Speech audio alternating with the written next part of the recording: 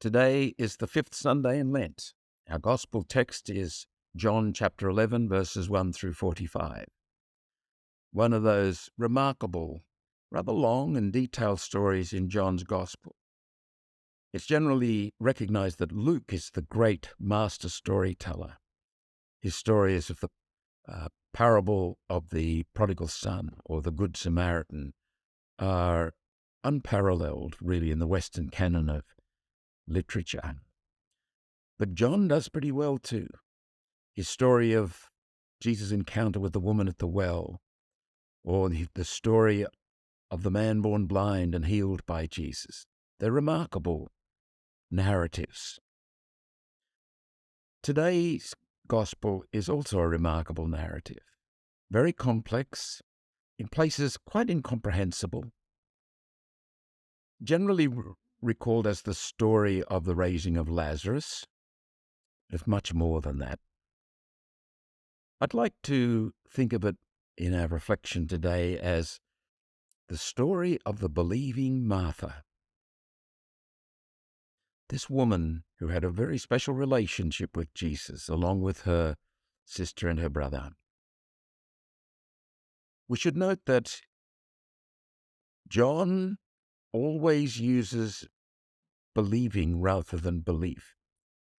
97 times in this gospel, the Greek verb pisteuo is used, and 9 times in the first letter of John. Only on one occasion is the noun pistis used, and that is in chapter 5 of 1 John. Very significant.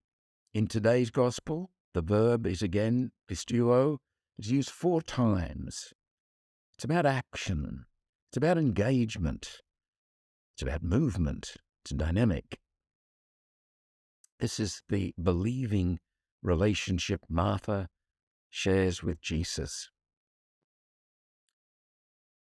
Recall your own experience of intimacy. Maybe someone whom you know, whose intimacy has stood the rough handling of life, has grown in depth. Intimacy has at least 2 intertwined and necessary constituents, loving and believing.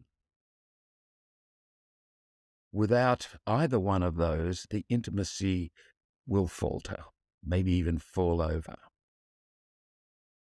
As the intimacy grows, so does the loving and the believing. As the loving and the believing grow, so does the intimacy. Becomes more mysterious, more wonderful, more life-giving. That's how I think we should reflect through the eyes of the believing Martha about our believing as disciples of Jesus, our faith. What is it to believe? Already evident in this story is a shift in Martha. She says, I do believe you are the Son of God, the one coming into the world. I'd suggest, certainly this is a theological statement, but it's much, much more than that. It's a statement of the intimacy she shares with Jesus, the loving intertwined with the believing. There's been a deepening of that when Jesus comes and they're there in the situation, the context of her brother's death. She meets him at a deeper level, a level that she's not met him before. Her believing is deeper than it ever was. We can draw an analogy with music. A number of years ago, about 4 years ago, in fact, I attended a concert at Angel Place in Sydney. It featured a member of that remarkable family, the Marsalis family. This was Branford. The concert notes carried an observation by Branford Marsalis that has intrigued me, and I find it quite delightful. I think it applies as much to music as it does to Jesus.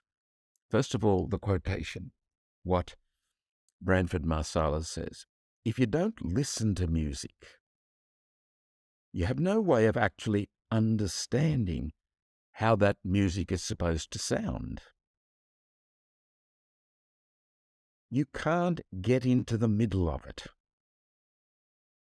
All you can do is play it correctly,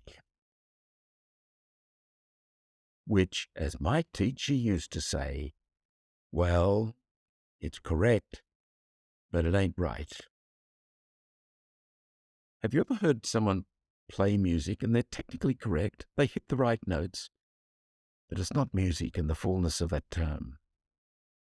They know a lot about music, perhaps, but they lack, musicality. They're not in the middle of it. The music's not in them. I think Jesus is like music. He must be listened to. We must grow into him, into the middle of him, so that we hear the sound of Jesus, the music that is Jesus. We're not just people knowledgeable about him, who are correct in their orthodoxy. That ain't right. That's not Christianity, despite what it might look like.